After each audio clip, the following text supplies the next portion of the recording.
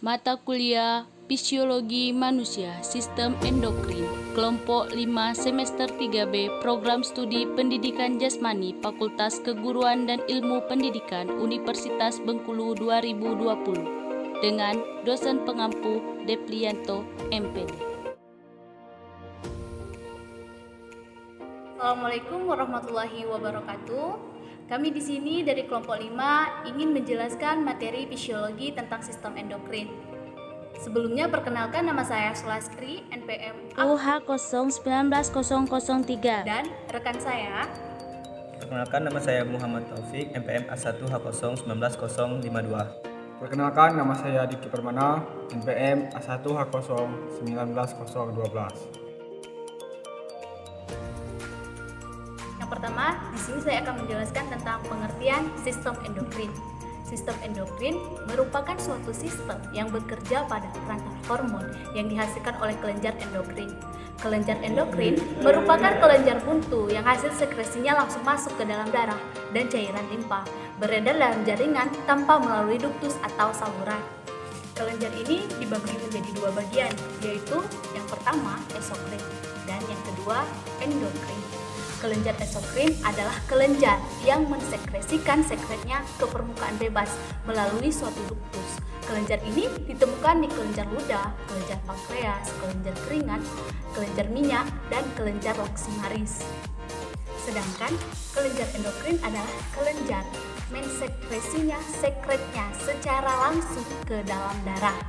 Kelenjar ini ditemukan di kelenjar hipofisis, kelenjar tiroid, kelenjar paratiroid, kelenjar adrenal, pankreas, ginjal, kelenjar pinea, dan kelenjar gonad. Hasil sekresi kelenjar endokrin disebut hormon. Hormon adalah penghantar kimiawi yang dilepas sel-sel khusus ke dalam aliran darah. Secara umum, hormon yang dihasilkan ada dua macam. Yang pertama yaitu hormon tunggal, dan yang kedua adalah hormon ganda atau lebih dari satu. Selain menghasilkan hormon, fungsi kelenjar endokrin ini adalah yang pertama, mengontrol aktivitas kelenjar tubuh. Yang kedua, merangsang aktivitas kelenjar tubuh. Yang ketiga, merangsang pertumbuhan jaringan. Yang keempat, mengatur metabolisme, oksidasi, dan meningkatkan absorpsi glukosa pada usus halus. Yang kelima, mengurangi metabolisme lemak, protein, hidrat arang, vitamin, mineral, dan air. Yang kedua, di sini saya akan menjelaskan pengertian hormon. Hormon merupakan bahan yang dihasilkan oleh tubuh, oleh organ yang memiliki efek regulatif spesifik terhadap aktivitas organ tubuh. Tindakan yang dihasilkan oleh hormon yaitu sebagai transmitter atau pembawa pesan yang dilepas ke aliran darah lalu dibawa ke sel responsif sel. Diterjemahkan sebagai suatu tindakan untuk mengatur metabolisme dari organ tujuan. Lalu, bagaimana dengan sifat hormon? Adapun sifat-sifat hormon yaitu ada 4 bagian. Yang pertama, bekerja secara spesifik pada organ tubuh atau aktivitas tertentu. Yang kedua, dihasilkan tubuh dalam jumlah yang sangat sedikit tetapi memiliki pengaruh yang besar. Yang ketiga, bekerja lambat, tidak spontan seperti syaraf. Yang keempat, tidak spontan seperti syaraf, tidak dihasilkan setiap waktu. Diproduksi hanya apabila diperlukan saja. Adapun bahan-bahan penyusun hormon. Bahan-bahan penyusun hormon terbagi menjadi dua bagian, yaitu bahan utama dan bahan tambahan. Bahan utama terdiri dari protein, peptida atau rangkaian asam amino, kolesterol atau steroid. Sedangkan bahan tambahan penyusun hormon yaitu karbohidrat dan asam sialat. Secara kimia, hormon dapat dikelompokkan dalam beberapa kelompok besar, yaitu yang pertama steroid yang diturunkan dari kolesterol, yang kedua non-steroid yang diturunkan dari asam amino, peptida, dan protein, yang ketiga eikosanoid. Kelompok lainnya dari molekul yang disekresikan oleh sel menyebabkan aksi spesifik pada sel yang lain. Yang keempat, prostaglandin menghasilkan efek mulai dari penyebab inflamasi dan pembekuan darah untuk meningkatkan konsentrasi uterus dalam proses melahirkan dan meningkatkan tekanan darah. Terus yang kelima yaitu leukotriene, membantu mengatur respon imun untuk menyebabkan inflamasi dan beberapa reaksi alergi. Terus, apa saja organ-organ yang ada di dalam sistem endokrin? Organ-organ yang ada di dalam sistem endokrin, yang pertama ada hipotalamus, yang kedua kelenjar hipofisis, yang ketiga kelenjar pineal, yang keempat kelenjar tiroid, yang kelima kelenjar paratiroid, yang keenam kelenjar pankreas, yang ketujuh kelenjar adrenal, yang kedelapan kelenjar thymus, dan 9 kelenjar testis dan ovarium. Terima kasih, selanjutnya akan dijelaskan oleh teman saya. Setelah saya akan melanjutkan materi dari teman saya. Yang ketiga, bagian-bagian sistem endokrin. Sistem endokrin terbagi menjadi beberapa bagian. Yang pertama adalah hipotalamus. Hipotalamus merupakan pusat tertinggi sistem endokrin yang menjalankan fungsinya melalui hormon dan saraf. Hipotalamus menghasilkan faktor relaxing dan inhibiting yang mengontrol sintesa dan sekresi hormon hipofis anterior. Yang kedua adalah lobus anterior.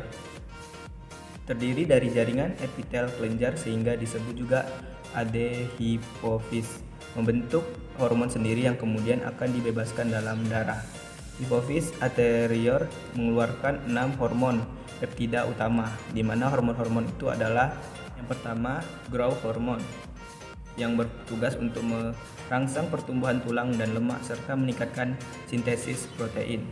Yang kedua, thyroid stimulating hormone atau TSH, yaitu bertugas untuk mengendalikan kelenjar tiroid dalam menghasilkan hormon tiroksin, kemudian menstimulasi pembesaran tiroid dan menambah uptake yodium.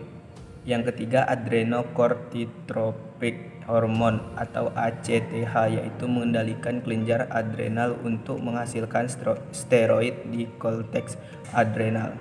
Yang keempat, hormon gonadotropin dan luteinizing hormon mengendalikan sekresi estrogen dan progesteron serta menghasilkan produksi testosteron dalam testis.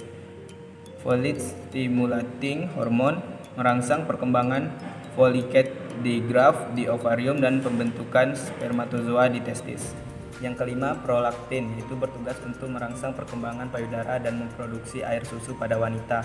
Yang keenam, melanocyte stimulating hormone, yaitu bertugas untuk menyebabkan sel melanosit dalam jaringan kulit menghasilkan lebih banyak pigmen melanin. Yang ketiga yaitu lobus posterior. Lobus posterior ini terdiri dari jaringan saraf sehingga disebut juga neuron hipofis. Secara fungsional dan anatomis, hipofis posterior sebenarnya merupakan perpanjangan dari hipotalamus. Hipofis posterior tidak menghasilkan hormon apapun, hanya menyimpan, dan setelah mendapatkan rangsangan yang sesuai akan mengeluarkan 2 hormon peptida kecil, yaitu yang pertama vasopressin hormon. Fungsinya yaitu untuk meningkatkan reabsorpsi air oleh tubulus distal dan tubulus coloductus ginjal sehingga menurunkan produksi urin. Yang kedua, oksitosin, fungsinya yaitu untuk merangsang pengeluaran ASI dan kontraksi uterus pada saat persalinan. Yang keempat adalah kelenjar tiroid dan paratiroid. Kelenjar tiroid juga membantu menjaga tekanan darah, detak jantung, dan fungsi reproduksi. Kelenjar paratiroid yang berfungsi untuk mengatur kadar kalsium dalam darah dan metabolisme tulang. Baiklah, di sini saya akan menunjukkan materi dari kelompok saya. Yang kelima yaitu kelenjar suprarenal. Kelenjar suprarenal terletak di kutub atas ginjal, sehingga disebut juga suprarenal. Kelenjar ini terdapat 2 lapisan. Yang pertama yaitu lapisan medula adrenal menghasilkan katekolamin, yang mana lapisan medula adrenal ini berfungsi sebagai bagian dari sistem saraf otonom, menghasilkan hormon epinefrin dan non-epinefrin. Dapat juga melepaskan adrenalin dan non-adrenalin. Fungsinya yaitu meningkatkan denyut jantung, menambah tekanan darah, mempercepat pernapasan, dan meningkatkan produksi gula darah di hati. Yang kedua yaitu lapisan korteks adrenal, menghasilkan steroid. Korteks adrenal ini terbagi menjadi 3 bagian, yaitu yang pertama, zona glomerulosa, lapisan luar, menghasilkan aldosteron. Mineralocorticoid, fungsi meningkatkan ekskresi ion kalium di ginjal, meningkatkan retensi natrium Na di kelenjar keringat dan saluran pencernaan. Kedua yaitu zona fasciculate, lapisan tengah, menghasilkan kortikosteroid. Fungsi meningkatkan kegiatan metabolisme, meningkatkan ambang neuron SSP, meningkatkan sekresi asam lambung, menurunkan daya tahan tubuh terhadap infeksi, menghambat pelepasan histamin dalam reaksi alergi, mengatasi shock anafilaktik dalam pemberian adrenalin. Yang ketiga yaitu zona reticularis, menghasilkan androgen, tidak mempunyai efek maskulinisasi yang berarti, dan estrogen tidak mempunyai efek feminisasi yang berarti. Yang keenam adalah kelenjar pankreas. Kelenjar pankreas ini terletak di diretri peritoneal, rongga abdomen bagian atas tementang, horizontal dan duodenum kelainan, organ limfatik. Jaringan utama pankreas terdiri atas 1. Sel ini bertugas menghasilkan enzim pencernaan. 2. Pulau Langerhans yaitu terdiri dari yang pertama, sel alfa yaitu menghasilkan glukagon yang berfungsi meningkatkan kadar glukosa dalam darah dengan cara memobilisasi glukosa, asam lemak dan asam amino dari tempat cadangannya ke dalam darah. Yang kedua, sel beta yaitu mensekreasi insulin yang berfungsi menurunkan kadar gula dalam darah dengan cara meningkatkan simpang glukosa hati. Yang ketiga, yaitu sel gamma, mensekreasi somatostatin yang berpengaruh menekan GH, pengosongan lambung, sekresi asam lambung dan kontraksi bladder. Yang ketujuh adalah kelenjar testis. Kelenjar testis terletak di bagi interstitial testis. Kelenjar ini dibentuk oleh sel-sel Leydig dan menghasilkan hormon relaksin, berperan dalam mengatur relaksasi otot-otot yang berkaitan dengan sifat kelamin. Hormon testosteron berperan penting dalam pengaturan pembentukan sperma dan ciri kelamin sekunder pria. Ada 3 macam sel di testis. Yang pertama, spermatogonium, jamak spermatogonia, adalah sel germinal jantan yang tidak berdiferensiasi. Spermatogonia menjalani spermatogenesis untuk membentuk spermatozoa matang di tubulus seminiferus testis. 2.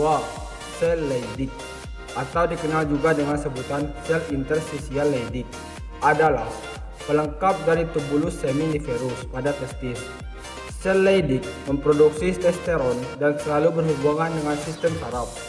Sel Leydig memiliki inti yang bulat dan sitoplasma granular yang eosinofilik.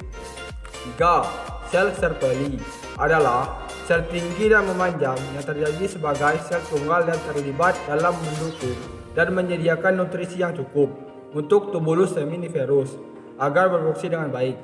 Mereka ditemukan di antara epitel germinal tubulus seminiferus.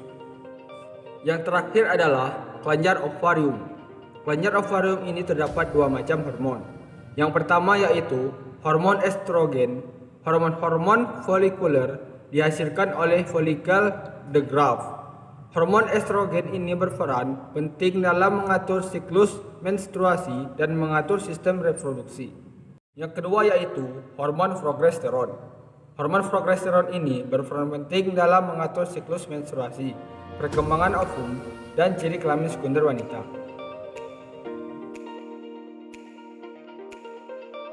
Sekian penjelasan dari kelompok kami, semoga bermanfaat. Apabila ada kesalahan kami mohon maaf, kepada Allah kami mohon ampun. Kami akhiri, wabillahi taufiq wal hidayah. Wassalamualaikum warahmatullahi wabarakatuh. Salam olahraga jaya.